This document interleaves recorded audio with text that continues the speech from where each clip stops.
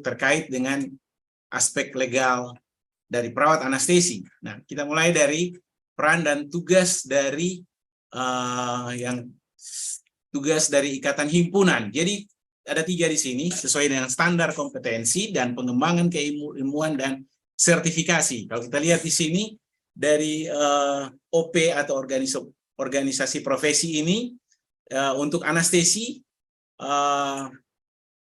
dia punya basic atau legalitas dari kolegiumnya adalah himpunan perawat anestesi. Jadi ya berdasarkan standar kompetensi dan pengembangan pengembangan keilmuan dan sertifikasi keahlian. Kalau di ID, kalau anestesi itu ada Perdatin. Nah, oke, selanjutnya.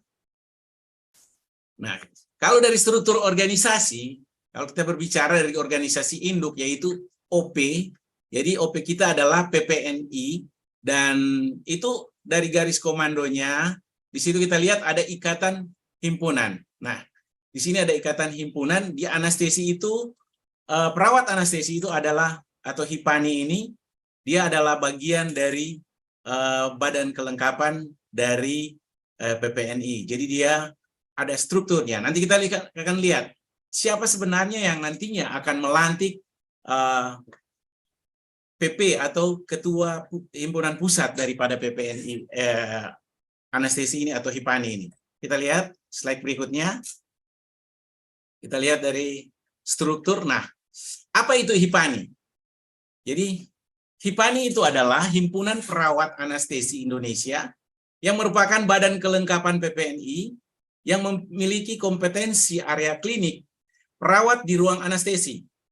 Nah, kemudian organisasi profesi PPNI atau himpunan keseminatan dari Himpunan Perawat Anestesi Indonesia yang kita kenal dengan nama HIPANI. Nah, kemudian badan kelengkapan PPNI yang sesuai dengan cabang ilmu dan peminatan tidak memiliki badan hukum tersendiri dan menginduk pada badan hukum PPNI dengan sesuai dengan pasal 18 Anggaran Dasar Anggaran Rumah Tangga dari PPNI. Nah, HIPANI ini bukan organisasi profesi, tetapi himpunan di bawah PPNI sesuai dengan SK pengurus pusat daripada HIPANI. Kemudian, perlu diketahui, tugas dari HIPANI ini adalah untuk mengembangkan keilmuan keperawatan anestesi. Nanti kita akan lihat keilmuan keperawatan anestesi sesuai standar kompetensi perawat di area klinis anestesi dan pengembangan perawat anestesi di Indonesia. Oke, ini jelas. Slide selanjutnya. Nah, kita bisa lihat, ini dia siapa sebenarnya ketua HIPANI ini, siapa yang melantik? Yang melantik itu dari organisasi profesi, jadi organisasi induknya yaitu PPNI. Jadi HIPANI ini adalah salah satu bagian dari himpunan yang ada di organisasi induk yaitu PPNI. Nah, ketua HIPANI juga, PP HIPANI ini bertanggung jawab kepada siapa? Jadi dia bertanggung jawab kepada PPNI, organisasi profesi. Lanjut. Oke, lanjut ini. Lanjut. Lanjut. Ini kebetulan oke. Nah, sistem instruksi dari struktur organisasi yang ada di bawah himpunan perawat anestesi itu ada sistem koordinasi, instruksi dan koordinasi. Nah, apapun keputusan dan kebijakan itu ada pada ketua atau pimpinan. Kemudian untuk taktis dan koordinatif atau organisasi, baik kegiatan dan seluruh program yang direncanakan itu ada di bawah ketua bidang, baik di bidang organisasi maupun kegiatan serta program-program yang dibuat. Itu dari ketua bidang. Nah, untuk teknisnya, dari organisasi kegiatan dan program ini, semua ketua departemen atau anggota organisasi dan kegiatan-kegiatan program itu dijalankan. Oke, lanjut. Nah, kita akan lihat siapa saja anggota HIPANI. Nah, untuk menjadi anggota HIPANI atau perawat anestesi, Jadi di sini kita lihat perawat anestesi yang bekerja di area anestesi. Artinya di sini untuk menjadi anggota HIPANI atau Himpunan Perawat Anestesi ini, itu adalah yang sudah pelatihan.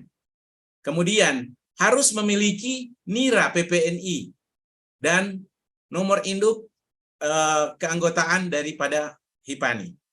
Kemudian yang belum pelatihan, ini yang belum pelatihan, kemudian punya dasar pendidikan formal yaitu pendidikan D3, nurse maupun akpernes, dan keperawatan anestesi. Artinya di sini perawat yang memiliki ijazah perawat.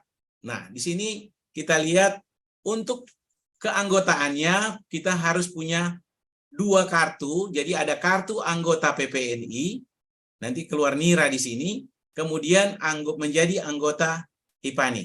Ini ada kartu anggotanya. Oke, lanjut. Nah, bagaimana dengan sejarah HIPANI?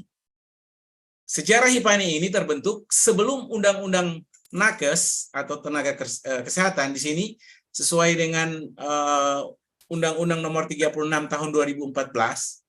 Di sini IPAI versi sebelum lahirnya Undang-Undang Nakes. Jadi ada Ikatan Perawat Anestesi, namanya dulu ada Ikatan Perawat Anestesi Indonesia atau IPAI. Nah, wadah ini untuk lulusan merekrut tenaga dari lulusan Aknes, Akpernes, D3 Nurse dengan pelatihan. Dan ikatan ini di bawah himpunan PPNI. Ini sebelum Undang-Undang Nakes itu berlaku tahun 2014. Sesudah Undang-Undang Nakes nomor 36 tahun 2014, lahirlah IPAI dengan Undang-Undang Nakes 36 tahun 2014, di mana berubah menjadi Ikatan Penata Anestesi Indonesia yang masuk rumpun tenaga teknisian medis. Jadi bukan menjadi rumpun perawat, tetapi keteknisian medis. Nah, ini didominasi oleh lulusan dari Aknes dan Akpernes. Nah, dengan adanya lahirnya Penata, itu menjadi berpisah dari OP PPNI. Jadi organisasi PPNI dia berdiri menjadi atau keluar dari PPNI menjadi IPAI. Nah, kemudian transisi 2014 sampai 2016 dari versi IPAI perawat ke versi IPAI penata. Nah, ada anggota yang tetap di IPAI, ada yang di sini bermain 2 kaki. Yang ada yang menyatakan keluar dari kembali ke PPNI dari basicnya karena D3 dan nurse dengan pelatihan. Jadi sini ada transisi, kemudian kembali berkumpul ke PPNI dan membentuk himpunan atau badan kelengkapan PPNI yang namanya HIPANI. Jadi dia di bawah PPNI karena organisasi induknya adalah PPNI. Nah, kemudian HIPANI sesuai dengan anggaran dasar anggaran rumah tangga itu bertemu dengan semua perawat itu bertemu dengan DPP PPNI. Nah, itu tanggal 20 Agustus Prakongres itu di Rumah Sakit Islam Jakarta atau di Cempaka Putih. Kemudian tanggal 3 Desember 2016 Kongres pertama di Bandung dan HIPANI sebagai wadah perawat dengan area klinis anestesi yang tetap perawat dan di bawah organisasi PPNI. Jadi, teman-teman, perawat anestesi itu atau HIPANI itu berada di bawah organisasi profesi yaitu PPNI. Silakan lanjut. Oke. Nah, ini dokumen legal aspek HIPANI dari PPNI. Jadi di sini ada kalau kita lihat dengan aspek legalnya yaitu surat keputusan pengurus Persatuan Perawat Nasional Indonesia nomor 75 tahun 2022 tentang pengesahan pengurus pusat Himpunan Perawat Anestesi Indonesia atau HIPANI periode 2022 sampai 2027. Ini legalitas pengurusan Himpunan Perawat Anestesi atau HIPANI yang sekarang periodenya berlangsung dari periode 2022 sampai dengan 2027 di bawah pimpinan ketua kami, yaitu Nurse Imam Subi, dan sebagai pengurus pusat, dan ini akan mendapat legalitas dari PPNI. Oke, lanjut. Nah, kita lihat legalitas perawat anestesi atau HIPANI. Sesuai dengan Undang-Undang Nomor 36 Tahun 2000, mengacu pada Undang-Undang 36 Tahun 2014 tentang Nakes, kemudian tentang pelayanan perawat anestesi dan dokter anestesi, ini diatur dalam Peraturan Menteri Kesehatan Nomor 519 Tahun 2011 tentang Pedoman Pelayanan Anestesiologi dan Terapi Intensif. Nah, di sini jelas, di sini panduannya itu bahwa anestesi itu dilakukan oleh medis atau dokter anestesi. Nanti ada pendelegasiannya, itu tertuang pada Kode Etik Kedokteran. Jadi kalau kita melihat untuk pendelegasian di Kode Etik Kedokteran itu hanya tertuang pada perawat dan bidan. Nanti kita lihat sebentar. Nah, dari keputusan ini tertuang juga dalam keputusan Menteri Kesehatan nomor 425 tahun 2020 tentang standar profesi perawat. Jadi ini penguatannya dari legalitas perawat anestesi itu ada pada standar profesi perawat. Kemudian ada Undang-Undang Nomor 38 Tahun 2014 tentang keperawatan. Nah, kemudian juga didukung dengan Undang-Undang Nomor 29 Tahun 2004 tentang praktik kedokteran. Nah, di praktik kedokteran inilah juga mengatur tentang bagaimana mandat yang diberikan oleh dokter anestesi kepada perawat anestesi. Nah, kemudian masuk pada PMK nomor 49 tahun 2013 tentang komite keperawatan. Artinya di sini ada legalitas dari peran komite. Di sini nanti ada bagaimana perawat anestesi itu akan dikredensial. Jadi ada RKK, kemudian itu akan nantinya dibuat penugasan klinis dari direktur dan keluar RKK. Kemudian ada KMK nomor 1128 tahun 2002 tentang standar akreditasi rumah sakit. Ini jelas sekali tentang siapa yang melaksanakan keperawatan anestesi itu. Oke, lanjut.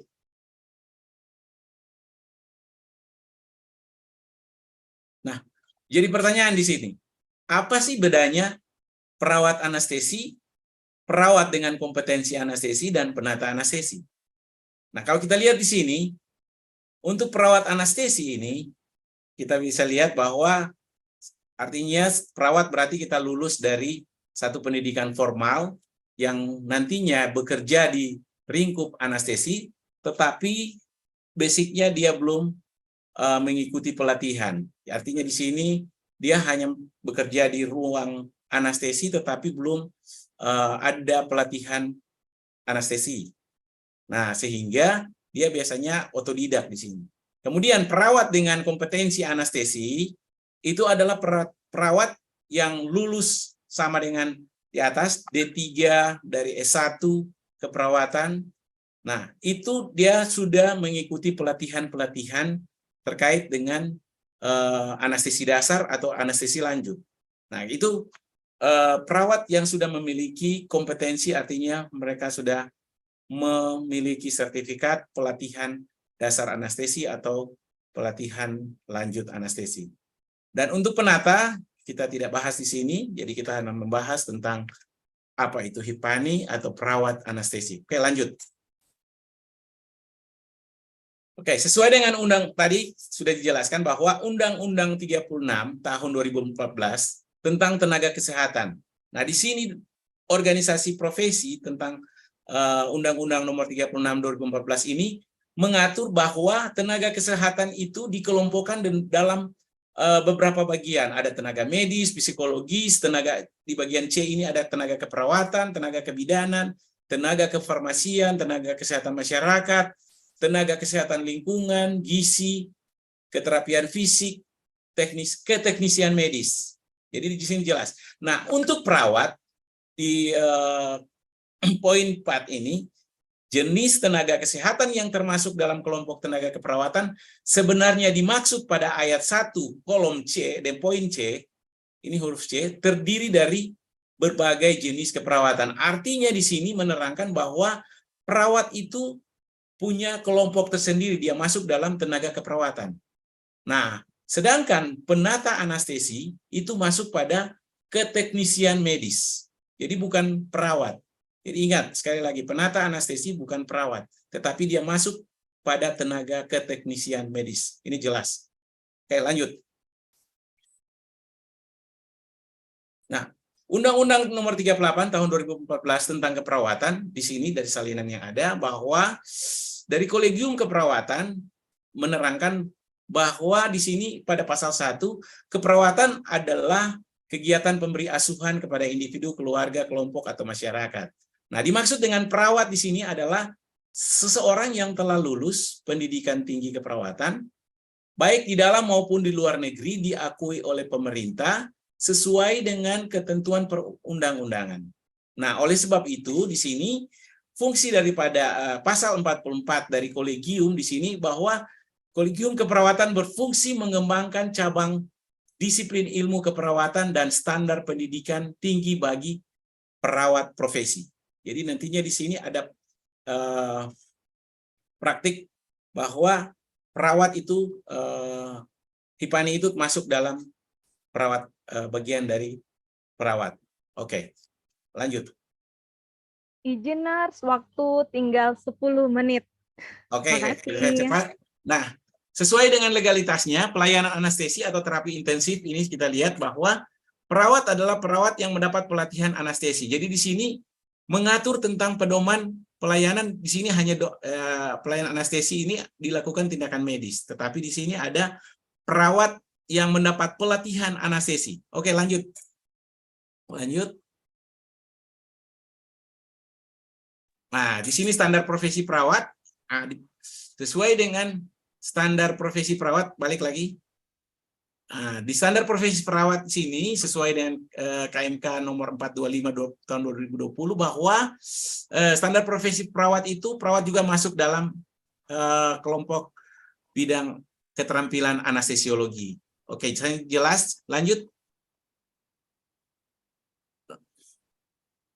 Nah, dasar hukum legalitasnya itu sesuai dengan praktik kode etik kedokteran, ini tenaga kesehatan yang dimaksud antara lain yang mendapat mandat ya dan legalitas adalah tenaga kesehatan antara lain bidan dan perawat yang diberi kewenangan untuk melakukan tindakan medis sesuai dengan peraturan dan perundang-undangan. Jadi sesuai praktik kedokteran yang mendapat mandat itu adalah bidan dan perawat. Oke, lanjut. Nah, di sini sesuai dengan standar akreditasi rumah sakit di Menkes 1128 tahun 2022 di PAB 4 standar 4, di sini yang menyatakan bahwa tenaga medis yang melakukan prosedur sedasi harus mampu bertanggung jawab melakukan pemantauan terhadap pasien. PPA yang kompeten melakukan prosedur sedasi seperti dokter, spesialis anestesi, atau perawat. Oke, jadi perawat yang terlatih yang bertanggung jawab melakukan pemantauan. Jadi hanya dokter spesialis anestesi dan perawat anestesi. Jadi jelas di standar PAB, di standar akreditasi rumah sakit. Oke, lanjut. Nah, di sini tugas dan fungsi kewenangan. Jadi untuk kita perawat anestesi nantinya dari sesama dengan perawat teman-teman yang lain ada pedoman sesuai dengan PMK, kemudian di kredensial sesuai dengan jenjang karir perawat. Kemudian ada rekomendasi kepada direktur tentang surat penugasan klinis dan rincian kewenangan klinis, dan di sini akan ada perawat anestesi di area klinis. Oke, lanjut. Nah, ini ada standar profesi perawat. Ini sudah anestesi dari HIPANI, ada standar perawat melakukan sesuai dengan legalitasnya. Oke, lanjut. Ini dasar keterampilan. Oke, lanjut. Lanjut, ini sudah jelas saya kira. Nah, untuk PMK 18/2016 itu mengatur tentang izin dan praktek penata anestesi, bukan acuan pelayanan anestesi.